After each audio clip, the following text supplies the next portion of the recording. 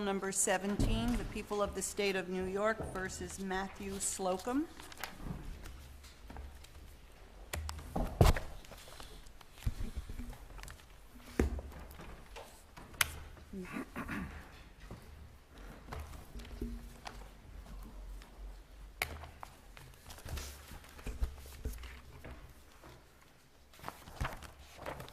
Counsel? Hi. I'd like to reserve 2 minutes of rebuttal time, please. You may, sir. Thank you. Jason Weinstein, New York Prosecutors Training Institute for the People. In this case, the trial court properly declined to suppress defendant's confessions to the police because he made no unequivocal request for counsel, nor did the public defender's unilateral attempt to insert himself into the case trigger the defendant's indelible right to counsel. Before we talk about the merits, I'm a little troubled by the question about whether this is a mixed question of law in a case in which the appellate division reversed, and whether we can even review it. The issue of whether the defendant made an unequivocal request for counsel absolutely is a mixed question of fact and law. However, this court can review the matter if there is no evidence in the record whatsoever to form the basis of the factual finding that the appellate division made, or if the appellate division determined the matter by an improper standard. Both were the case in this matter. What was the improper standard? The improper standard was that the appellate division took into consideration external factors rather than simply the words of the defendant and the surrounding circumstances. What the appellate division took into consideration was the knowledge of the police officers when they confronted the defendant regarding the letters that the public defender had sent. But it seems to me that's at best a blurring of the tests here, because you have, was it an unequivocal invocation given the words he said, and that is, as you're describing, and then there's a second issue of, is the letter from counsel enough to invoke on his behalf, right? And that, it seems to me, reading the appellate division, they were saying, well, those factors coming into the room through the letter and what they were required to ask, but going to Judge Stein's point, I think both of those issues are mixed questions. It's arguable they're both mixed questions. So what's the improper standard? I mean, you do look at extraneous factors when you're looking at whether or not the letter and the follow-up that was done in the interrogation room was enough for our purposes, right? I think the word that you used is actually the exact word that shows how an improper standard was used, and that word is blurred. What the appellate division did was to blur the line between the two issues. But I think they blurred it in the sense of articulating the finding, but in terms of what they were applying, it seems you could go either on what he said and the specific words he said were enough to invoke, or the set of circumstances surrounding the filing of the letter by the public defender was enough on its own. And it seems like at the end they were talking about that, but might have used some language surrounding the other test. But it seems to me, even if you break those two things apart, the issue becomes, aren't they both really mixed questions? I think the issue of whether the defendant's indelible right to counsel was triggered by the letter is not a mixed question. That's a strictly legal question. The issue of whether he unequivocally requested counsel is a mixed question. And even looking at the words themselves, and to the extent that the appellate division claimed that those words were an unequivocal request, there's simply no basis in the record. They talk about, and I think this is an imprecise quote of the decision, that looking at the defendant's attitude, this was an attempt by him to convey his uncertainty and his need for counsel under the circumstances. However, looking at all of the surrounding circumstances, the defendant, when the police came into the room, it was 10:45 by the notes of one of the investigators. The defendant then waived his Miranda rights within 7 minutes. He did not make an independent request to the officers regarding counsel. The key, I think you're doing, in your argument, you accuse, not accuse, but you argue that the appellate division conflated the two issues. And it's a fair argument, I think, analytically. But the judges were mentioning 450-90 sub 2, and that usually deals with jurisdictional issues in criminal cases where the DA is appealing because when there's the appellate division is reversing a judgment, the vast majority of them, these criminal cases are cases where they're reversing a judgment that the DA has obtained against them, so it applies to you more than anybody. And in those circumstances, it's either whether the appellate division determination was either wrong on the matter of the law or relied on facts that they should not have been able to rely on in order to reverse. That's the basics there. So you've got the dismissal problem, that's one thing. I think we have, and I think that's a significant problem, but taking the steps aside, I think that we then have to do what the appellate division maybe didn't do and is not conflate them. So let's just talk about the first part, which is the invocation of counsel. And there you have the words, do you want a lawyer? The guy says, yeah, probably, right? I would dispute the exact categorization of what the question was. Okay, but the answer we don't dispute. No, absolutely. All right, okay. And, All right. and So in fact, then in our mind, then let's just stay with this for a second. So in our mind, there are a number of cases have had this kind of scenario before. I'm thinking first off, Harris, the defendant said, I think I want to talk to a lawyer and I want to go. That was considered an invocation of counsel. Esposito, I think I might need a lawyer. That's an end quote. And then Porter, a tragic case very similar to this one, he said also, I think I need a lawyer. I think I need a lawyer is arguably is more equivocal than yeah, probably. So how are we to deal with those cases where we have already held that was a clear invocation of counsel? What I think is important to note in all of those cases where there's some, I would say, hesitation language or some mitigating language, it's important that the courts in those cases also looked at the reactions of the officers and also considered the language and the attitude of the defendant. And looking at the reactions of the officers, which I'll say that suppression court both found credible, each one of them testified at the suppression hearing that they absolutely did not believe that the defendant was requesting counsel. I thought that was belied by their notes. I thought their notes actually said that, I can't remember which one. There was Harrison and Ogden, I believe. I don't remember which one, but the notes indicated that there was a request for counsel. The way that they testified in the suppression hearing is that they both absolutely did not believe. One of them testified, I believe, I'd neither considered it a request nor not a request. It was somewhere in the middle. Of course, the test is whether or not, objectively, a reasonable person would believe that was a request for counsel, correct? Absolutely. Yeah, so here we got to say, so we're back to the same spot we started on, comparing the phrases that were used with our prior case law. But again, in looking at those phrases, what the courts did consider was not just the words themselves, but the surrounding circumstances. And that's a standard that this court did articulate in Glover, I believe. And I think you're right about that. And let's just say objectively reasonable. We think it's an objective police officer would think, yeah, probably means I need a lawyer. So then we have to look at the phrase itself. We're back to where we started. That's why I ask it that way. Do you want to talk at all about entry of counsel? That's an interesting question, and the appellate division was a little unclear on that. Well, in this case, the public defender, who was not asked, was not contacted by any family members or any friends, unilaterally sent a letter to the district attorney's office, to the police, claiming an expectation that he would enter the case. And as the appellate division recognized, even the letter alone... I thought all he had to do was communicate with the police that he has an interest in the case, in doing so. The problem is that he hasn't been charged with anything, so there's no way he can be, say I represent him, because there are no charges to represent him on.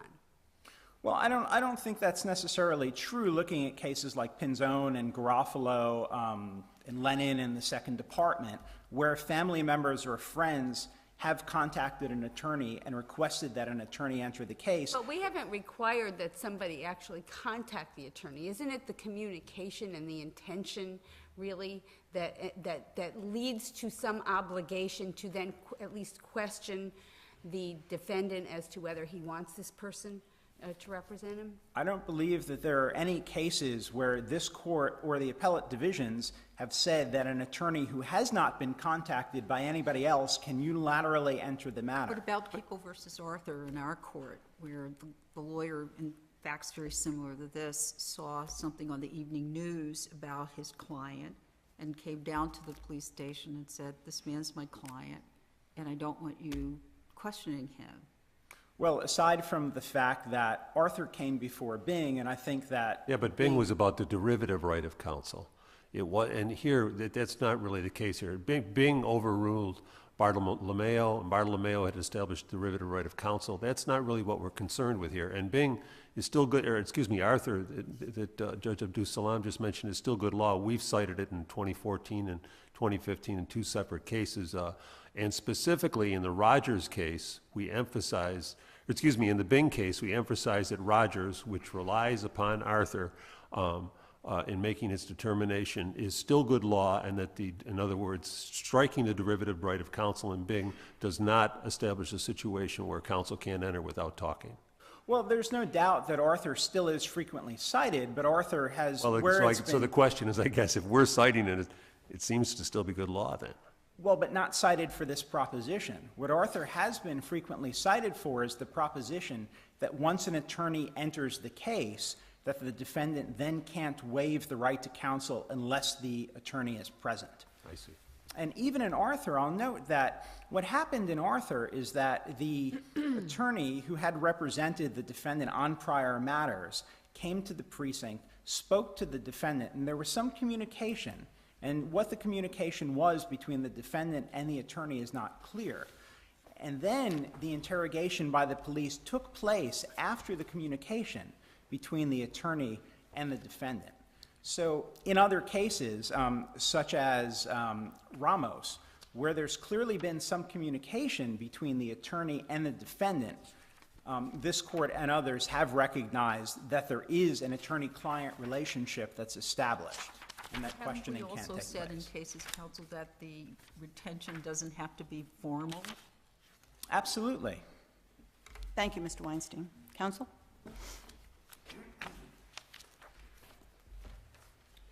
Michael Mercure from Fort Edward. I'm the Washington County Public Defender on behalf of Matthew Slocum. Counsel, just to go to this issue on the letter for a moment. So when the letter is sent, it's from the Public Defender's Office, and it was, as I understand it, representation on a separate matter, right? There was prior representation on a separate matter. Pending representation. Pending matter.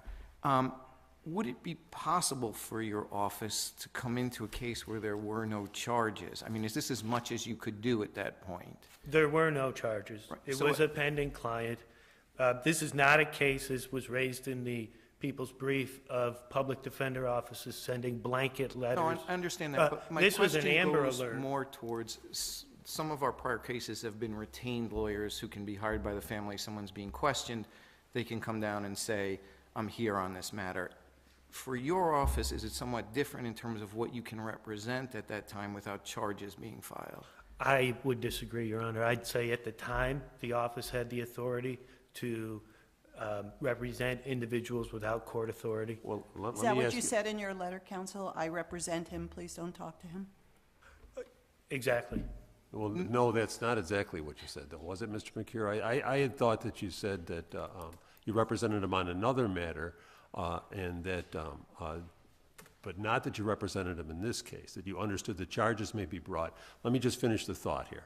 And so, but you couldn't represent him here because you're a public defender, right? And you hadn't been assigned to him, so you couldn't have represented him at that point. I would disagree. I would say at the time and now that it does not require an assignment for a public defender to appear and represent. What did you mean, Mr. McCure, when you said he's eligible for representation? You didn't say I represent him. You said, on this matter, you said he's eligible for representation from our office. At the time, Your Honor, what I meant now, it would be hard to say. At the time, the purpose of the letter was, I think this is no different than an Arthur situation, as opposed to me driving over to the state police barracks or the sheriff's department, I faxed a letter, and I faxed it to the DA as well. I was attempting to enter. It was my understanding there were no charges. He was a person of interest, and there was a multi-state Amber Alert. So you're saying the letter is the equivalent to saying, I'm his lawyer, don't talk to him? Correct. But why didn't you say that? I thought the reason why might be something to do with eligibility and the public defender service, and this was as far as you could go at the time. But you seem to be telling us that's not the case, so why didn't you say, as in our other cases, I represent him in this matter? It would be hard to say now, Judge, why I did not say something different at the time. It was, as I saw it, it all happened very quickly. I was trying to urgently get notice out. How does that impact what the police should or shouldn't have done? If we look at it and say, well, it's not definitive, why would the police take it as definitive, and why should they have done anything more than they did? Well, initially I'd submit it was definitive. It was clear. There were no charges for me to represent him on. I was attempting to be involved in the pre-charge investigation, which is certainly the defendant's right once the attorney enters. And as I say, I don't believe the entry here was any different than the Arthur case. And what I think distinguishes this case from Arthur is, unlike any of the previous cases, in this case, the district attorney actually had a meeting with the investigators, and there were affirmative steps taken to avoid the defendant from invoking counsel. Isn't the letter really, you represent him on something else? Nothing bars you from representing him in this particular situation unless he doesn't want you to represent him. Isn't that really what it boils down to? I don't. As I understood, is that I would would qualify for representation on any additional charges against him. Right? Again, what that language was referring to at the time, it would be hard to say. The letter was drafted, I believe, 5 or 6 years ago. And there may have been some concern over whether he qualified or not. That might have been what the language was referring to. But I can tell you, he was an existing client from charges that were relatively recent. And I think the point I was trying to make was he presumptively qualifies on whatever new charges there may be. And at the time, we did not, obviously, a tragic event had happened, and they were out looking for him. We weren't certain he was the person, that he was the person responsible. So we didn't know if there would be charges. We just knew we had a present client that was the subject of a multi-state Amber Alert, and I sent the letter. I could have actually gone to the sheriff's department, and maybe I should have, and this would be closer to the Arthur case, but we faxed the letter, and I submitted it. How is that different from what the people say? The risk is that every time you represent someone in a pending matter, you send out letters or faxes or whatever to the police and the DA. You say, if you pick my client up on anything for any reason, I want to be involved. I want to represent him. How is this different from that? Well, this is tremendously different from that scenario, again, in that this was not some blanket letter that I sent trying to protect all of my prior clients or Mr. Slocum in any future criminal endeavors. This was an Amber Alert that, if I would have had to have been asleep to miss this. So, at that point, the whole county knew that they were looking for him, and I sent the letter because he was a present client. We had, So the difference is that there was actually something occurring in relation to him and another matter. Yes. Now, Counsel, what if we don't think that you entered into this representation through the letter? What is your position on the wording that Mr. Slocum used? Yeah, probably. Undoubtedly an unequivocal invocation of counsel. Unequivocal. Unequivocal. And as counsel for the people indicated in his argument, the question was a compound question. Do you believe you need an attorney, and do you think you're going to use the public defender's office? The response was yeah, I need an attorney, which is undoubtedly a yes. And probably going to use the public defender's office. Counsel, I'd like to move for a moment to the social worker and to ask you, in addition to the presence of the police officer, I believe, maybe it was a trooper who was in there during the interview, what other evidence was there that the social worker was an agent of the police? It was Investigator Hamilton, Your Honor, and unlike the ordinary scenario where a social worker may have to go to the jail and read a report, that happens all the time. It happens with jail staff. It happens without calling the lead investigator in the homicide case. In this scenario, this is after arraignment, so he's represented, and I should have been contacted about this meeting, and I was not. Unlike a usual scenario where the caseworker will go over to the jail and see whomever is being housed to the jail, the record indicates here Investigator Hamilton contacted the caseworker, met her at the jail, brought her back to booking, and stayed with her during the entire interview of Mr. Slocum to listen to the reading of the report and any response Mr. Slocum had. Whose burden is it to prove whether the caseworker was or was not an agent of the state? Was it yours or the people's? Yeah, I would say it was the people's, Your Honor.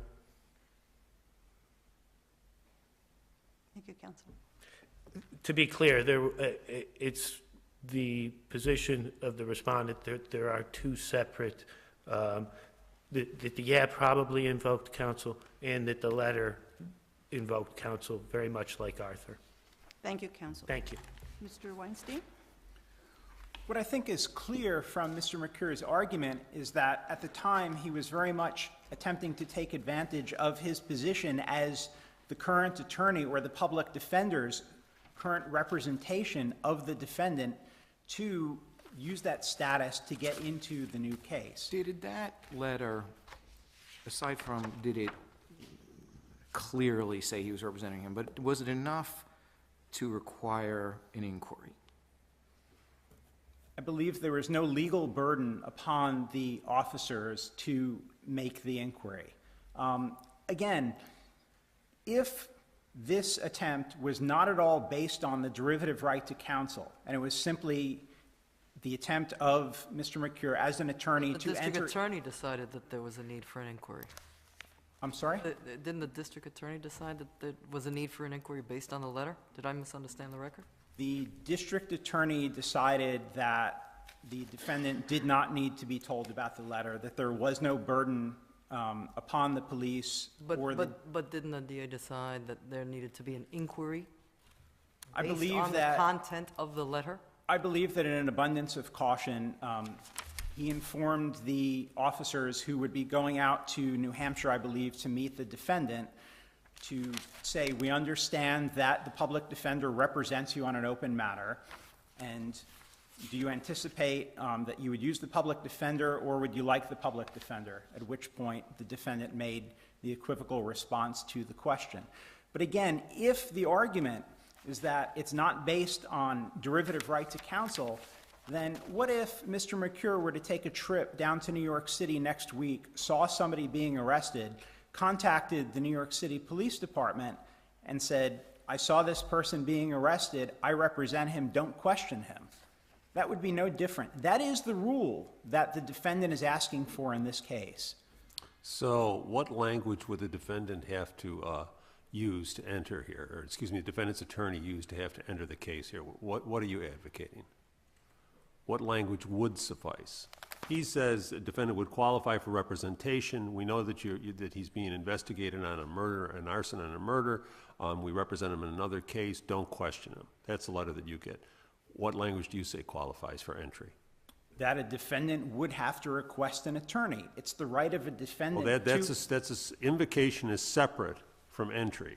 So he's going to enter, and he says, I already represent this guy, in essence. That's what he's got to say. What language are you saying qualifies? Because it seems like you're saying that he has to have talked to that attorney and said, yes, I want this attorney to represent me. In this case, that the defendant has to say that. And I don't know if that's what the law is. Or a family member or a friend. because in Garofalo and Pinzone and in the Second Department cases, what this court and the Second Department has held is that there's a presumption that if a family member or a friend has retained an attorney, there's a presumption that a defendant would accept that representation. However, even then, the indelible right to counsel, that attorney-client relationship, does not attach, because what the courts have held, or at least the Second Department has held, is that at that point, the police can still talk to the defendant, inform the defendant that there's an attorney trying to get into the case who's been hired by your family, and the defendant can still then refuse the representation, which happened So in are you saying that we Lennon. have to overrule Arthur, if we haven't already done so, in order to agree with that position? I would say that that portion of Arthur that defendant is saying is still surviving has already been abrogated in Bing and in Paquette by this court. Thank you, counsel. Thank you.